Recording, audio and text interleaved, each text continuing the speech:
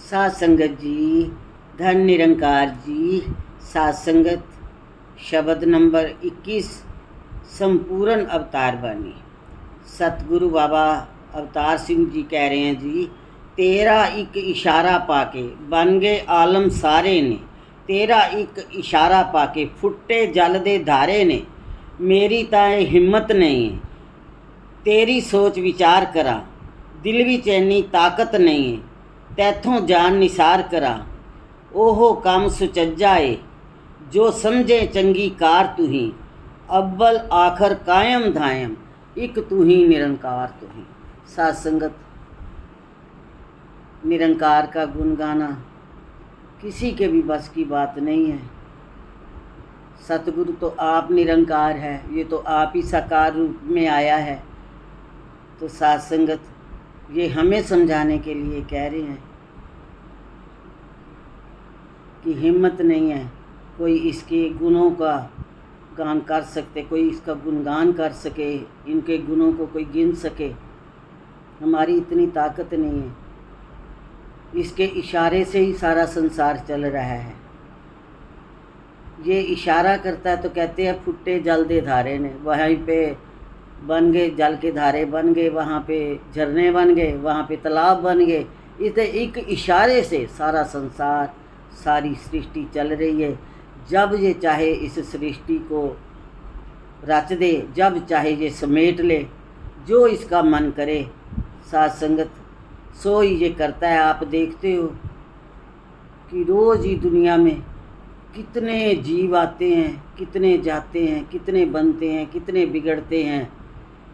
सात संगत मालिक ये सिर्फ और यही है। सात संगत एक नूर ते सब जग उपजया। सात संगत ये जो बातें लिखी हुई हैं, जहाँ कही हुई हैं महात्माओं ने, ये रिटर्न में है।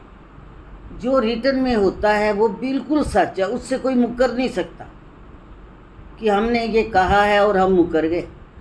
वो रिटर्न में है, हम प्रूफ कर सकते हैं कि देखो ये लिखा हुआ है, एक नूर ते सब जग उपजया। कहते एक ही नूर से ये सारा जगत, सारा संसार, सारा विश्व ये एक ही नूर से जो है वो बना हुआ है। इसने कोई भी फर्क नहीं करा हुआ। सात संगत ये आप तो कुल अकलों का मालिक होता है, कुल शक्तियों का मालिक होता है गुरु, लेकिन ये अपने आप को हमेशा दास कहता है। नानक दास मुख से जो बोले। सात संगत अब नहीं, अब तो कहते ही हैं माता जी सबको दासी कहते हैं अपने आप को। और ये पहले भी अपने आप को दास ही इन्होंने कहा कि नानक दास मुख से जो बोले इया उआ सच होवे। इस लोक में भी अगले लोक में भी सच होता है जो इसके मुंह से निकलता है। सात संगत हमने ही संभल संभल के चलना होता है। हमने ही ध्यान रखना है कि हमने क्या बोला है और क्या हमें बोलना चाहिए। सात संगत एक महात्मा ने एक बार एक कविता पढ़ी। उस कविता में बार बार आ रहा था, कोई जम्या नहीं मैनू तेरे दर तो हटान वाला। सारी संगत वाह वाह जी वाह, वाह जी वाह कर रही है। फिर बाबा जी कहते दोबारा बोलो। उन्होंने दोबारा बोला, कोई जम्या नहीं मैनू तेरे दर तो हटान वाला। वाह जी वाह। एक बारी फिर बोलो। उन्हें फिर बोलिया, कोई जम्या नहीं मैनू तेरे दर तो हटान वाला। जब 3 बार बोला ना, उसने सोचा कि शायद ये लाइनें मैंने बहुत अच्छी लिख दी हैं और बाबा जी को बहुत पसंद आई हैं, तभी मेरे से 3 बार बुलवाई।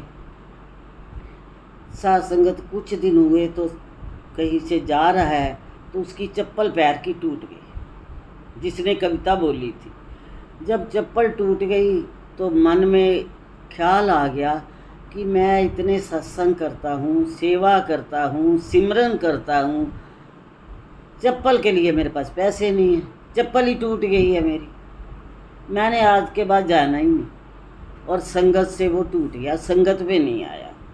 जब हजूर सच्चे पातशाह ने देखा भाई बड़े दिन हो गए हैं फलाने महापुरुष को देखा नहीं है, वो संगत में आ नहीं रहा, तो उसके घर संदेशा भेजा कि आपको मालिक बुला रहे हैं, बाबा जी बुला रहे हैं। जब वो आए तो आके उन्होंने कहा हाँ भाई वो कविता सुना जब कविता की तरफ ध्यान दिया, कोई जम्मिया नहीं मैनू तेरे दर तो हटान वाला, तो उसकी आंखों से झरझर आंसू गिर गए। बाबा जी कहते नहीं, लिखो कोई जम्मे ना मैनू तेरे दर तो हटान वाला। पक्कियां दे नाल मिल के बैठो, कच्चियां दे नाल मिलो ना। कहे अवतार इस सच नू पा के अपनी थां तो हिलो ना। इस सच को पा लिया जब, तो फिर अपने पे इतना मान भी नहीं करना, अहंकार भी नहीं करना, ऐसा शब्द भी मुंह से नहीं निकालना, निमाने बन के रहना है। कहते हैं ना, जिस गुर सिख नू निमना भुले उथे गुरु खलोना नहीं। कहे अवतार इहो जे सिख दे नाल गुरु ने होना नहीं।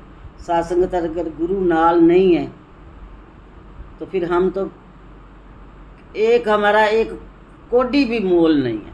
गुरु के कारण हमारे मोल है, गुरु के कारण हम महापुरुष है, गुरु के कारण हमारी वड्याई है, गुरु के कारण हमें इज्जत प्यार सत्कार मिलता है। साध संगत एक बार राधा श्रृंगार कर रही थी, राधा जी श्रृंगार कर रहे थे, तो जब उन्होंने श्रृंगार कर लिया तो मन में एक भाव आ गया कि मैं कितनी सुंदर हूँ और मेरे कान्हा जी तो सामले है। जब मन में ऐसा भाव आया, अब आके एक चला गया भाव। इतने में एक सखी आती है, कहती है राधा जी तुम्हारे घर कृष्णा आए थे? कहती नहीं मेरे घर तो नहीं आए। तुम्हारे घर आए थे? हाँ मेरे घर कृष्णा आए थे। अभी थोड़ी देर बाद दूसरी आई, राधा आपके घर कृष्णा आए थे? नहीं मेरे घर तो नहीं आए थे। आपके घर भी आए थे? जब 4-5 सखियां दौड़ी दौड़ी राधा जी से पूछने आई, उन्होंने कहा मेरे घर नहीं आए, तो राधा जी तो व्याकुल हो गए बहुत। वो भागे, आगे आगे श्री कृष्ण भगवान जा रहे थे और पीछे पीछे वो भागे। भागते भागते वो गिर गए। जब वो गिर गए तो बॉडी पे बदन पे सारी मिट्टी रेत लग गई। जब उन्होंने देखा कि अब गिर गया तो कृष्ण भगवान वापस आए। कहते हैं राधा जी मैं तो सांवला हूँ, आप तो बहुत सुंदर हो। आगे राधा जी क्या कहते हैं? कहते कृष्णा मैं तेरे साथ सुंदर हूँ, तेरे बिना तो देख मैं 2 मिनट में मिट्टी की मिट्टी बन गई। तू साथ है तो मैं सुंदर हूँ,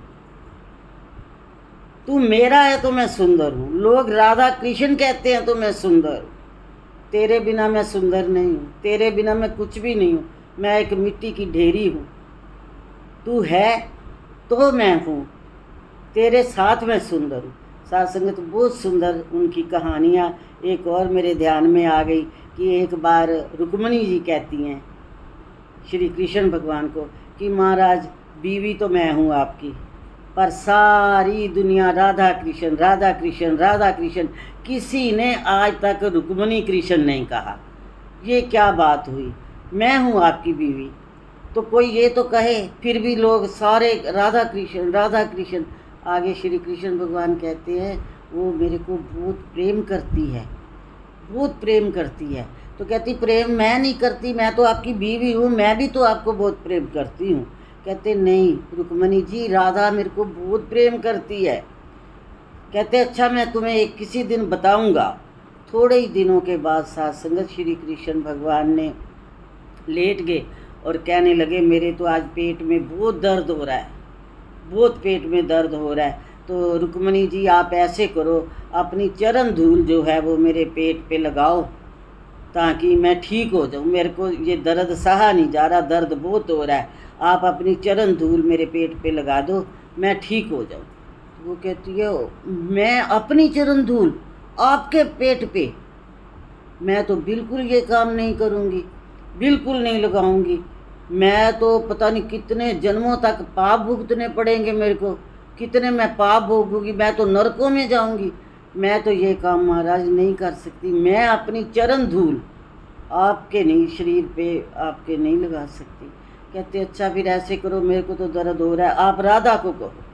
तो जब राधा को जाकर कहा कि ऐसे ऐसे कृष्णा जी को दर्द है और वो चरण धूल मांग रहे हैं, तो वो कहती है चरण धूल जितनी मर्जी ले लो, लो मेरे चरणों से ले जाओ, जितनी मर्जी धूल ले दो, मेरे कृष्ण के शरीर पे मल दो उसको दर्द नहीं होना चाहिए। जितने भी पाप होंगे मैं भोग लूँगी, जितने भी नरक होंगे वो मैं भोग लूँगी, पर मेरे कृष्णा को दर्द नहीं होना चाहिए।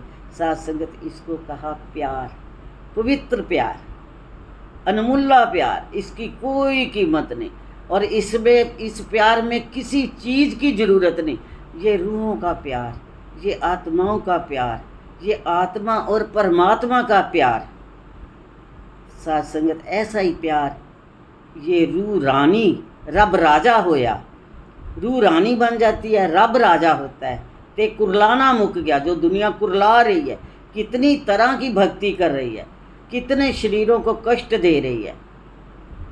साथ संगत, देखते हैं हम, इसी समाज में, इसी दुनिया में रहते हैं, सब कुछ देखते हैं, दया भी आती है, तरस भी आता है कि आओ रब दे दर्शन कर लो। संदेशा है इंसानां नूं, सतगुरु बंदे पिया बनाए, मेरे जय हैवानां नूं, मेरे जैसे लोगों को जो बिल्कुल किसी काम के नहीं हैं, मेरे जैसों को भी ये इंसान बना देता है, बंदा बना देता है, जीने के काबिल बना देता है, आवाज़ देने के काबिल बना देता है कि मैंने इसके दर्शन करे हैं, आओ रब दे दर्शन कर लो, रब दे दर्शन कर लो। साथ संगत, ये एक बहुत सुंदर बात है और ये हर एक के मुंह से नहीं निकलेगी। बड़ी लंबी चौड़ी दुनिया है, ये किसी के मुंह से ऐसी बातें नहीं निकलती जिसके पास सौदा है। अभी मैं रेड़ी वाले की, टमाटर वाले, सब्जी वाले की एग्जाम्पल दे रही थी। जिसके पास सौदा है वो बड़े खुल के, बड़े आराम से, गली गली, सड़कों पे, घरों के पास जाके, वो गांव में, शहर में, हर जगह होका देता है कि मेरे पास ये सौदा है।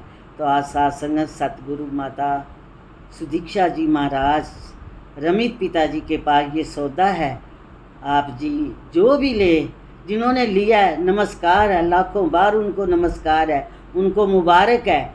और जिन्होंने नहीं लिया वो भी साथ संगत इस सौदे को ज़रूर लें, दोबारा मौका हाथ नहीं आएगा। जिन्होंने लिया है आशीर्वाद दो कि वो भी संभाल कर सके। साथ संगत जी, प्यार से कहना, धन निरंकार जी।